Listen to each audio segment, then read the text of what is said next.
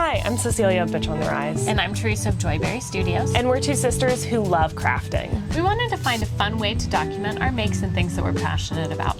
This podcast is just a chill hangout for anyone who loves making stuff, whether it's sewing, knitting, baking, or just being crafty. We don't take ourselves too seriously, and we're all about tackling new projects and learning new skills. We don't focus on perfect, we focus on making it anyways and having fun along the way. It's like a creative catch-up with friends who relate to the joy of being creative. Just crafty chats, cozy vibes, and no pressure. Welcome to our podcast, Make It Anyways. So Theresa, what is your current project heading into Christmas? Okay, so I have been leaning into that DMC cross-stitch advent calendar. So I've just been working on all of those little tiny designs and then turning them into ornaments. It's turning out really cute. Yeah, I'm excited. And it was just supposed to be a fun way for me to celebrate the holiday season. And I'm just trying to take things slower this year, and that is helping me. Good. Yeah. What about you, Cecelia? I am putting the final touches on my coworker gift, the vanilla extract that I started way back in July, which is crazy to think about. So putting the final touches on that before we leave the office for the year. Very exciting. Are you doing small containers? Little small containers, and I'm finalizing a little sticker. A little logo for it. Your Cricut I can use. That's fine. Come on over. Come on over. They're done, and I feel like mine are always undercooked. Yeah. Our mom also hates an undercooked brownie. Personally, love an undercooked brownie, so maybe that's why I ask for them every year. And then last but not least, our little sister loves to do a cookie. So for her birthday, we were always making different kinds of cookies. So cute. What about you, Theresa? What's your favorite nostalgic childhood? I just stole all of our birthdays. So that's okay. That's okay. But I'm also going to kind of talk about birthdays, but when we were much younger. So growing up, I felt like our mom did a great job doing fun 90s birthday parties. They were really all did. at home. We did a few activities, and I remember her doing a few fun cakes. So in 5th grade, I was able to have my first sleepover, and my mom made a sheet cake, and then she took Twinkies and put Twinkies along the cake and then iced it like it was a big bed, and all of the Twinkies were all of my friends. So it was all the little girls sleeping in the bed, and she even iced them so they had the right eye color and hair color for all of us. And I just that is so cute that Mom was paying attention. I think it was from a magazine. Yeah, it must have been. Oh, that is so cute. And I remember one year she also did this sunshine cake where she made a little circle, and then she iced that, and then she made a bunch of triangles that she did a first layer of icing, and then we could all decorate our little part of the sunshine for the cake, which was, I think, great on her part because it turned into an activity for the party. Love an activity for kids. And the food. So those are things that, I don't know, I think about, and I'm just oh, that was so perfect. We do have so many good baking memories as kids. I know we were the house that just always had a sheet cake hanging around. I remember our older brother once had a friend over, and he walked in, he was oh, whose birthday is it? And No we're one's. Nope, it's just Wednesday. It's just a Wednesday. Just Wednesday. You'd be lucky if your sheet cake or your brownies or your cupcakes or whatever you baked lasted more than 24 hours in our house. My goodness. Our aunt once brought over 2 loaves of banana bread because she thought we could eat one for the week and then freeze the other one. But I think we ate both in 24 hours. Yeah, we did. Okay, so I feel a little bit of background. Our family, growing up, we did not have a lot of the electronic toys. No, we did not. We had one computer, no gaming systems. Yeah, we didn't have any gaming systems. We didn't have cable TV. Oh, yeah, no this cable. was the 90s. I mean, we didn't have electronic toys. My mom wasn't going for the noisy toys. No, she did either. not want any noisy toys. And so I feel a lot of times if I wanted to do things with friends at our house, we would bake. Yeah. Or it just became an activity. You just baked, yeah. We all just baked. So I feel that was part of it. That's why we had cake all the time. Mom was also not a chip person. We didn't have a lot of snacks. No. Like traditional American snacks. No, we didn't have like chips. We didn't have like nuts and stuff lying around. We had nuts, but I mean, we But we had had like bars. We didn't have like honey roasted nuts. We just had like walnuts in a big bag in the freezer, you know, like AKA baking walnuts. we had a lot of stuff to make things. An ingredients household, if you will. Yes, we were like an original ingredients only household. Yeah. So you had to bake your sweets if you wanted them. Oh my goodness. And somehow I'm still doing that. Yeah, I am too. I like never walk down the chip aisle. I'm like, but who actually buys anything down there? Like, how is there a whole aisle just if no one ever goes down there? I'm so... She gave us her sweet tooth, that's for sure. Our Yes, mom. exactly. How funny. Anyways, we should get back to our let's get back to episode it. about holiday baking. Anyways, Holiday baking is really important. It's a really great way to kind of define the holiday season. So really establishing, like, I always feel like when I schedule my first like big cookie or baking night, or even like when I make that first like apple loaf, like not even just like Christmas, like, you know, winter holiday baking, but in the fall when I make that first apple loaf of like sweet bread, it's like really signified that like, okay, this the is holiday fall. season has started. Yes. And then like for the winter holidays, you know, when I make that first, you know, I don't know, just I feel like cookies are a good one. I feel like it like helps define the season. I also think if you continually make like the same kinds of things every single year, they become nostalgic. They really do. Like whenever I think about our holiday cookies, they like really mean a lot to me because that's what we had growing up. Yeah. And that's they're how we so good define the still. holiday season. And I also think why I love baking myself is it does help you like slow down for the holiday season. It does. And like eating the cookies and eating the baked goods are part of the way of celebrating the season, but also making them is part of the way to celebrate the season. Yes, like when I start my holiday cookie baking, I am putting on a Christmas movie in the living room. There's Christmas tunes. I'm typically like my first holiday cookie typically comes when I'm decorating as well. Yes. So, Yes, like- absolutely. Me too. Yes. So like the day after Thanksgiving usually for us. It really can signify the start of the holiday season for you. It can really force you to like slow down and appreciate, you know, this is something that I'm going to share with friends and family and really, you know, enjoy this holiday season. Yes, absolutely. So I also think like just baking cookies is a great way to share holiday cheer.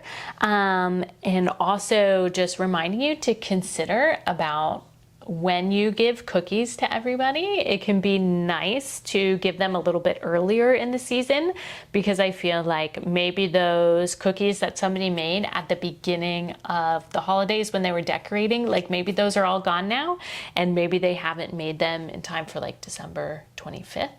But if you're gonna wanna like gift cookies, I think it would be great to give them throughout the month of December.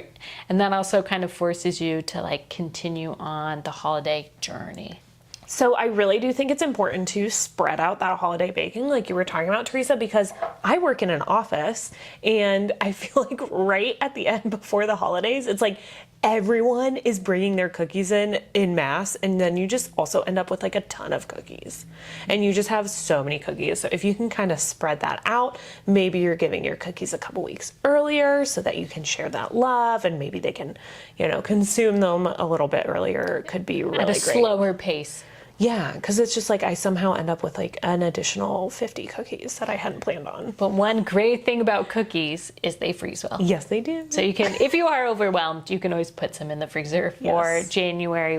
So sometimes like the holiday seasons can get really stressful. I mean, there's a lot of activities going on. There's a lot of like expectations, I feel like, So much for expectations. creating, baking, feeding food. There's a lot of things going on just like with events, and it can get really stressful. So we do have like a few tips for like managing the stress of the holidays when it comes to baking. So one thing that I actually started when I was like in high school is that I love to start baking as soon as Thanksgiving hits. Like every weekend, I'll just make 1 or 2 Christmas cookies and I put them in the freezer. That's a really great idea. And then that way it like kind of spaces out all of our holiday baking, and it makes it so that it's like not as stressful. And if the day becomes too busy and I don't have time, it's like, it's okay. Yeah, because you can just do 2 cookies the next weekend. Yeah, exactly. So that's one way that I really like to like spread out the holiday baking. I really love that because previously, in my past life, I was someone who would panic holiday bake all of my cookies and everything like 2 weeks before Christmas because I never had enough time, and it was like horrible. But I also feel like I was stressed. I also feel like if you set the expectation though that like today is the holiday baking day, like that might work for some people who are stressed. Like if you have it on the calendar that this is a particular day that you are dedicating to baking, and then you can kind of like not worry about holiday baking the rest of the season, like maybe that works best for you. Yeah, that might be a good approach for you. Yeah, exactly. And there are some ways I think that you can really manage, all out cookie baking day through spreadsheets. Yes. So one thing that I started doing actually for Thanksgiving, I heard this mentioned on another podcast, was this person like went and made this like master Google Doc for the holidays, and it has like all of the cookie baking and all the holiday baking, just in general recipes all together in one spot. It had a master shopping list. That's really which nice. is nice because you can just print it out and take it to the grocery store with you, and you have everything that you need for those cookies. I also feel like for baking, a lot of the ingredients don't go bad right away. You know what I mean? Yes, Even they if you're don't. including like citrus and stuff like that, if you buy like a grapefruit and don't use it for 2 weeks, it's still probably fine to use. So if you can just do like one major shopping day, A little Costco haul, if you will. Yes, exactly. I do make sure when I go to Costco before the holidays, I make sure to get like a lot of flour and a lot of sugar. And I make sure I have A lot of butter. granulated sugar and the powdered sugar and the brown sugar. I always just keep back stock of those because nothing is worse than like being halfway through a recipe and knowing that you don't actually have the powdered sugar. Yeah, no, that's miserable. So one other thing that I think is good to put in that Google Doc is like a timeline of sorts. So one thing that you could break down is like which cookies freeze better Very or last important. better. Like a sugar cookie, you should make those like right before versus like a Buckeye or some other kind of freezer cookie. Those will last like a lot longer in the freezer. And then another thing that you can do is like day of, if you are cooking for like the Christmas Eve dinner or something, to put out all of your typical recipes and then just do like a timeline, like put the ham in the oven at this time. And now you're going to do this. I Like feel a run of show, if you will. yes, I feel For like Thanksgiving. that also definitely makes things like run smoother day of. I think it sounds super nerdy and like, oh no, like, I don't know, just let the spirit of the holidays guide me. But no, I think When this it comes day of, you don't want to have like people coming over and like you just put the ham in and it's like 6 o'clock and we're supposed to eat. Yeah, no, that sounds So miserable. just some things to think about.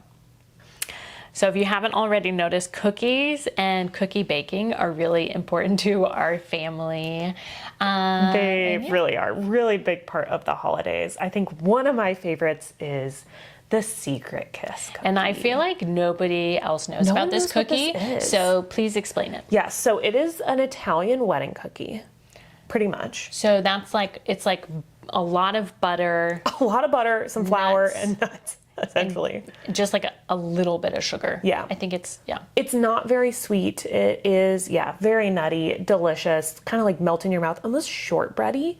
But it's a secret kiss because there is a kiss in the middle and the cookie dough is wrapped around that secret kiss. So when they are right out of the oven and then they're dipped in powdered sugar. Yes, covered in powdered sugar. You, like right out of the oven, you take them out and you pop them in and that secret kiss is all melted. It's delicious. One of my favorite cookies. And So good. Theresa, I have a hilarious story about this. does.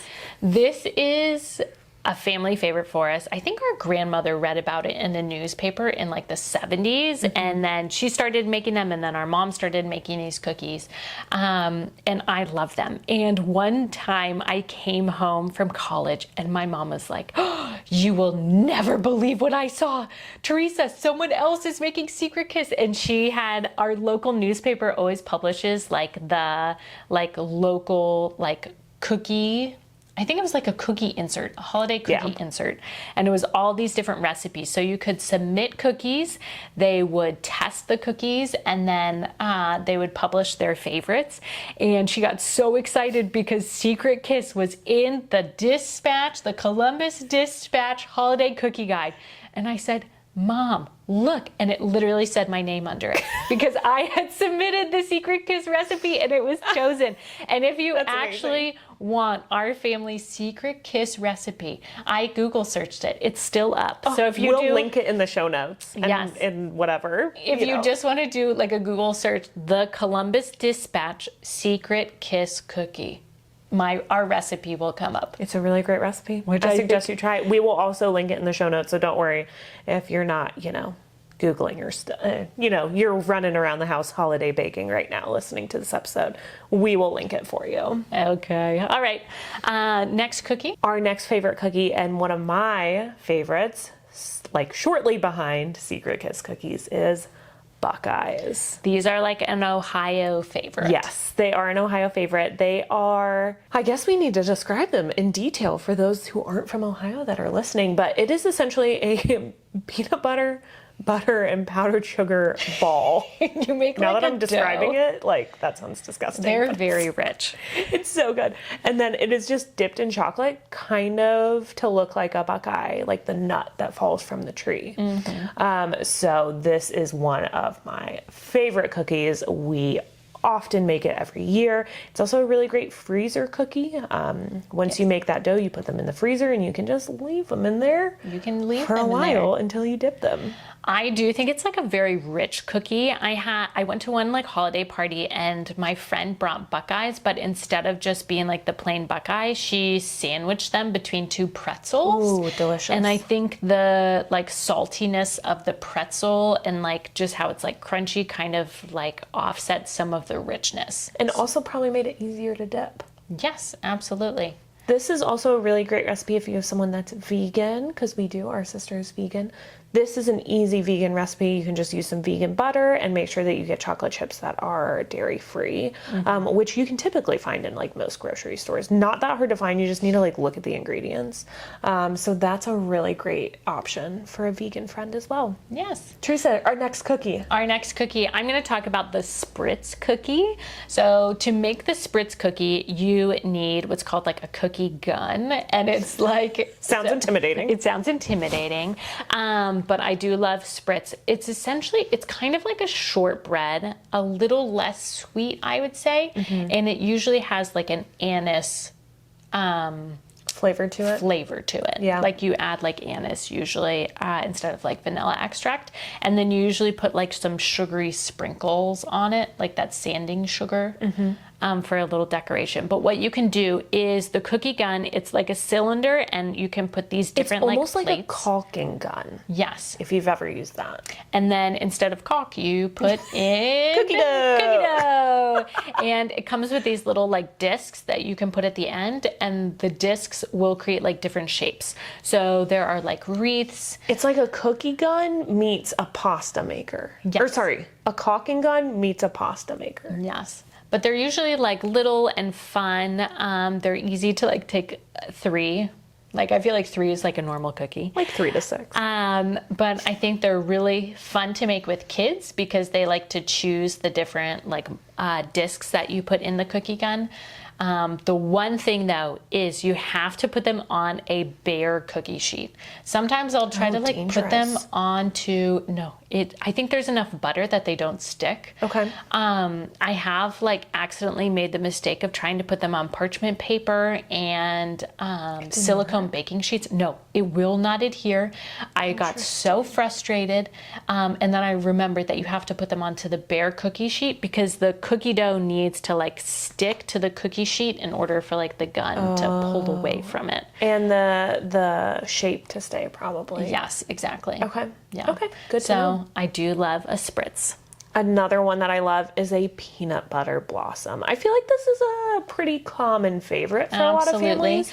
See it a lot of the time during the holidays. I feel like the recipe is on the back of the Hershey Kiss package. Yes, I think it is. But it's a classic for a reason because it's so delicious and so you can't delicious. go wrong. If you don't know what that is, it's essentially like just a classic peanut butter cookie with a Hershey Kiss on top. Yes. Can't go wrong. Easy to make. Crowd favorite. I feel like they don't freeze that well though.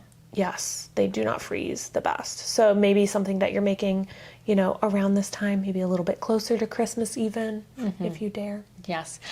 Another thing, now that I'm thinking about it, going back to cooking, if you are feeling overwhelmed and you want to like make peanut butter blossoms earlier in the season, but you want them to still stay like in their shape, you could always make the dough. I feel like And this can freeze the apply to almost All the cookies. all the cookies. If you just want to make dough and just like make your dough ahead of time and then bake them off all in one day with friends or family, I think that's a great option too. Yeah, but I feel like that would also be a nice one because they are like balls that you roll in sugar and stuff like that, and then you could just like freeze them that So way. good. I'm getting hungry. Yeah. All right, what's our next cookie? I feel like shortbreads deserve to be mentioned. I do love I think a they're buttery polarizing. They don't really have a ton of flavor. They taste like butter. Butter is the flavor. Yeah. One thing, like my grandparents would always, or our grandparents would always bring them for the holidays, so that's kind of nostalgic for me. I almost want to start making them again, but they have these like shortbread cookie molds that I really want to try. You have to can do make that. like a beautiful cookie. They have all these like wintry designs and stuff like that. Like, so wish you I just had my like, computer so I could look at this right now. I know, we'll have to look We it have up. to do it. We'll have to look it up. So yes, I also love like a good shortbread cookie. Another cookie that kind of reminds, no, you know what? It's not shortbread at all. I guess it's more like a sugar cookie, is your grapefruit cookie. Okay, this grapefruit cookie. Okay, do you know like those traditional like grocery store sugar cookies, like the big fat soft ones with the frosting all over them? It's kind of like that, but homemade and better. So it's like this sour cream base of a cookie, and it's really, really soft, and it has, I'm pretty sure, some grapefruit zest in it. Yes, it does. And then you So make good. this like cream cheese grapefruit frosting to go on top, and I put a little bit of food dye in it to make it pink. And I feel like it is such a good like contrasting cookie to all of the other different. I feel like everything can be almost like sickeningly sweet during the holidays. Like everything is so sugar heavy, and these with that grapefruit zest are really just like brighter Yes, than a it's lot of your brighter. traditional cookies. I was gonna say it's still very, very, very Yeah, no, it is. sugary, but I think the thing is it doesn't have chocolate. So It doesn't like have so many chocolate, things yeah. we've mentioned are like chocolate based or they're butter based, and this is like a whole different other flavor. Yeah. This cookie I found actually in a Bon Appetit magazine, and I'll see if they have the recipe online that we could link. But this is like, it has like slowly become one of my favorite Christmas It really cookies. has for me as well. It's just so bright and like fresh and sugary and delicious. It's really not what you would expect during the holidays, but is a welcome surprise. Exactly. So I feel like one other cookie that just like has to be mentioned for the holidays are sugar cookies. It's a classic. I feel like they're fun to cut out in all the different shapes. And I feel like there are a lot of different icing techniques that you can do. So many different things. I loved one that I did. You do like a royal icing, and then you can kind of like marble in different colors, and then you can just kind of dip. And that seemed like a fun way to ice them that maybe is like less tedious than like doing the whole like outline and filling in, which I don't have the time for. Or the patience. Or the patience. Yeah, and I feel like they're also just like really fun to do with kids. Yeah, I feel like a sugar cookie you could like you can even like dye the dough different colors and Yes. stuff and like really just let the kids have at it. So we both have significant others, Yes. and with significant others, with partners, comes their own traditions. Yes. And their own things that they bring to the table for the holidays. So, Theresa, what is a holiday baking item that your partner has kind of brought to your family? Yeah, so my husband, he loves this like molasses sugar, or sorry, it's like a molasses cookie, but it has a lot of like sour cream in it, and it like ends up coming out and being like very flat, but very like chewy as well. That sounds so amazing. he likes to make those molasses cookies. I personally also then make a second molasses cookie because I love molasses cookies. All the molasses cookies over here. But mine, I feel like are really heavily spiced. Yes. So I really like a family molasses recipe cookie is. that has like a really strong like spices, lots of spices. It's like a very warm cookie, and it's one that you like roll in sugar afterwards, and it just has like a good crunch. But it definitely like keeps its shape more than my husband's molasses cookies. My mother-in-law also made with my kids these like cornflake wreaths. Oh, those were so cute. Another fun kid cookie. Another fun kid cookie, except we did put these like red hots in them, which are like spicy. Wild choice. So Could be cute, but my kids, I mean, they look really cute because they're like little balls of red. And my kids were like so excited about the cookie, but then they were like, it's spicy. little warning on that one, maybe. Yeah, but That's that's really cute. like two fun cookies that my husband's family has kind of brought into our mix. What Yeah. about you, Cecelia? My partner growing up loved to have chocolate covered pretzels. He just loves pretzels in general, actually. Okay, So you guys brought chocolate covered pretzels and it like blew my kids' minds. they were obsessed. I really think loved my them. partner was happy because he was like, I finally won over the kids. So we do chocolate covered pretzels and we like to do them up like, you know, a little bit more. So we have like chocolate You've done Oreos chocolate before. swirls. We did crushed Oreos, M&Ms, sprinkles, like the whole gambit. And we really like to do like the pretzel sticks, which can really occupy your kids for a long amount of time, which I love. Yes, those are fun. He also brought peanut butter blossoms, again, a classic. They just really love to make them in his family. So we've carried on that tradition. Awesome. We love a peanut butter blossom. Awesome. So I feel like we've mentioned like a ton of cookies that you can make. I feel like cookies are very so many like cookies. Christmassy, but I feel like there are lots of other different things that you can bake for the holiday season. So many different things. We have an eclairing. Okay, you have to describe the eclairing. Let's go in details. Didn't we talk about it earlier? We did talk about it earlier, but like I have now taken on the eclairing duties. You have, so I would love for you to go into detail about this. Okay, so for the eclairing, you end up making like a choux pastry, which this was my first time making a choux pastry. I would also like to note that my dad has gave us the recipe, but he just gave us the recipe, but he has made all these modifications and he didn't write them down. So for example, amazing. you were supposed to double the choux pastry. Choux pastry is also incredibly difficult to cook, and because it Yeah, like puffs up and then You falls. also like make it in a saucepan. So Oh yes, you make the dough in a saucepan. yes, It's like so boiling butter doubling and flour. The dough sounds insane. Yes, it was. We also made it in this big like non-stick pizza pan, and I was like, I'm so sorry, but I had to throw out the pizza pan because last year I took it out, and this was a non-stick pan that definitely was like Teflon based, has gone through multiple knife stabbings, and the entire outside of the eclairing was just like speckled in non-stick. It was disgusting. Happy holidays. Happy holidays. Oh, so it's a choux pastry that you then Okay. cut in half and fill with cook. pastry cream. It's- just like an eclair. It's like a pudding. Yeah. Like a thick pudding. I use like pudding packets. Yeah.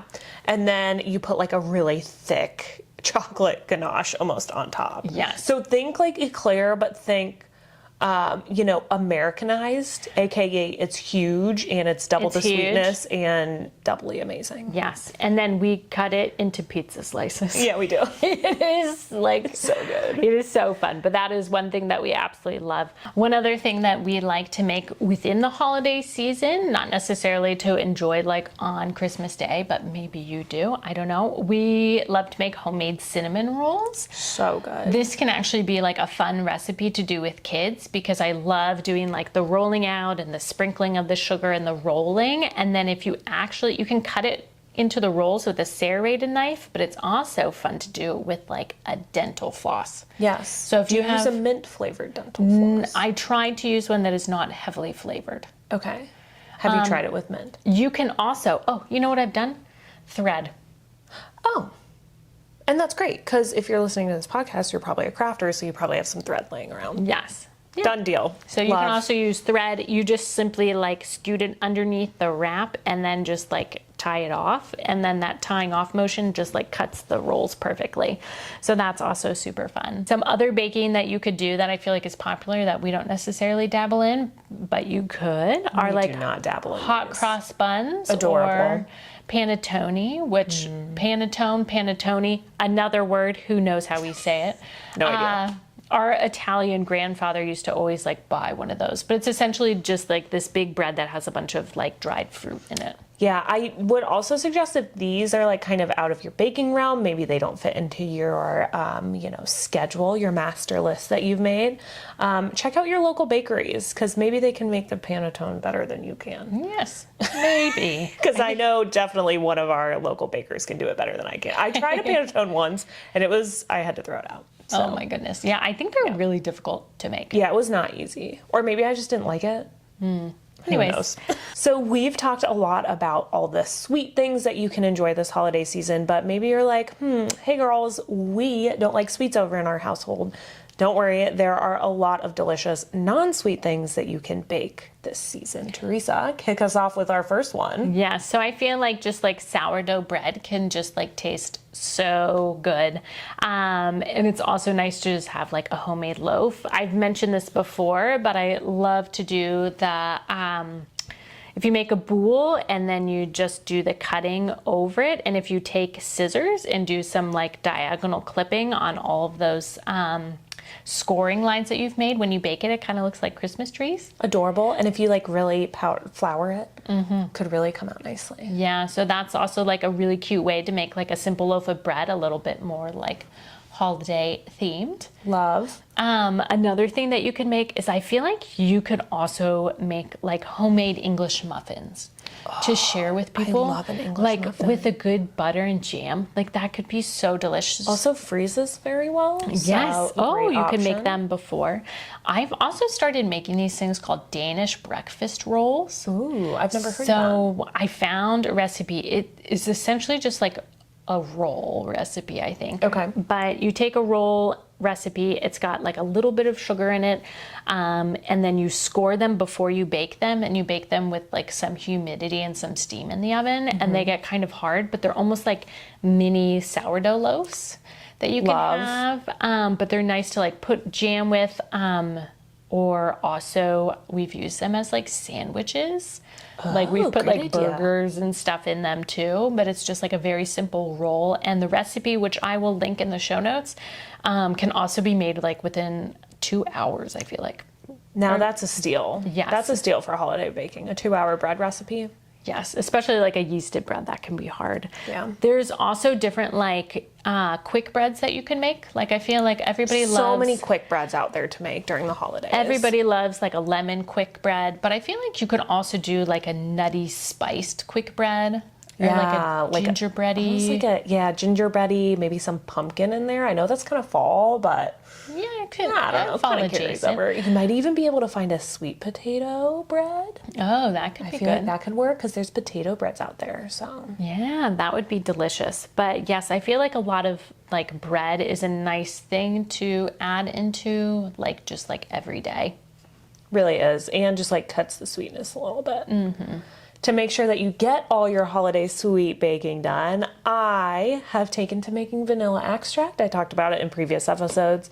I started my vanilla extract back in July, and I'm excited to use it. I made one with bourbon and I made one with vodka. So I think I'm gonna do 2 cookies that use vanilla extract with like 2 batches, comparing the 2 vanilla extracts to see if they taste any different. Probably not, but that's super fun. I love that. I love it's that. Really easy to get. One other thing that I think could be really fun to make and then also to gift maybe even is like if you were to make like a homemade granola. Yes. You can make them with some like really good spices and stuff like that. So I made this homemade granola for the students that I work in my office, and it was a really great little consumable to give during holiday season and like a good snack. That's so nice. And you can add like holiday spices to really customize it, I think. Yeah, that's super fun. Another thing that you could also gift, but then also just like have that's kind of baking adjacent is you could do like a simmer pot. Oh, I mean, it's sitting on the stove, pretty much just baking. It's essentially baking. But like a simmer pot with like oranges and cinnamon and cloves and stuff, that could be like a really nice like piece to add to your holiday. Make the house smell gorgeous. You can also do like a mulled wine where you get like a wine and mulling spices and like put that on the stove. If you're doing like a big holiday party, it's like very similar to a simmer pot, just a little more fun. Yes, and if you are looking for a place to get like spices for cheap, I feel like you can also go to like a local like Indian market and stuff like that. Other like ethnic markets, they will sometimes have spices for like much cheaper than you can get like at a traditional grocery store. And like all the good spices that you want to get. Yes. In general, And for cooking. Just to plug it because we love it so much, if you're ever looking for inspiration, you can always go onto the King Arthur Flowers website. I cannot talk about how much I love King Arthur Flour for holiday baking, even just like seasonal baking. Yes. They put out amazing lists every year, and I really do think their recipes are tried and true. They also have a podcast, and recently I was listening to it and I learned that their test kitchen goes through 11,000 pounds of butter. Oh my goodness, a year? A year. Wow, that's a lot. To test all of their recipes, so you know that the recipes on King Arthur Flour are like tried and true. They're gonna work, and yeah, they put together like their blog has a lot of really great like listicles almost of like holiday baking. So great place to start. One other thing that I love about King Arthur Flour is you can also call in. They have like a baking hotline. Yes, if you are ever like, why didn't these cookies turn out? You can call them and you can like talk to them about the recipe that you used, and they will try to like troubleshoot with you. Also, they have the chat feature on their website too. So I do also think they have a really great community. So if I ever, like this recipe is so close to what I want to make, but I'm missing this ingredient, I'll scroll through their comments and usually someone in there has like some sort of substitution for everything in that recipe. So yeah, really active community, chat feature. Again, King Arthur Flour. We can't thank them enough. Okay, and I also think we have to plug it. We have planned in some like future episode, Cecelia and I actually did like a 1-week intensive bread making camp at King Arthur Flour in Vermont. And it was just like so fun. Magical. So, we'll dig into it later. We'll dig into it later, but just plugging a future episode that's coming your way. One last thing that I just have to plug because it is a family classic is a ham, egg, and cheese bake. We make it every Christmas morning. It is the best thing. We will link some form of a recipe in the show notes. No, I can just talk you through it. It is, because it's so simple. I'm so really embarrassed every time I make it. You cut up sandwich bread and then you put it in a pan. You mix in some shredded cheddar cheese. You mix in some leftover Christmas ham, and then you put egg and milk. And I think it's so funny. A little bit of salt, and it's like 2 tablespoons of minced onion. What? I never put it in. Yeah, I don't put the onion in either. Who puts in 2 tablespoons of minced onion? That's like not a lot of onion. That's all. I think it's so Minced funny. onion. Why not onion powder? I don't know. I think it's so funny, but that's our recipe. Have to plug our ham, egg, and cheese bake because that is something that we have made every morning on Christmas Day for, I think, our whole lives almost. Yes, it is very nostalgic for us. Very nostalgic. And you also make it the night before and let it sit in the fridge. So Christmas morning is a breeze with that one. Exactly. Thank you so much for joining us for this episode where we talked about all things holiday baking. I feel like we covered so much. We covered cookies. We did. We covered different yeasted breads you can make. We talked about nostalgia. We covered sweet and non-sweet. We have given you a litany of things to try this holiday season and some tips and tricks to make sure that you have a successful time baking Wonderful. for the holidays. So thanks for joining us this week on Make It Anyways, and we'll see you next time.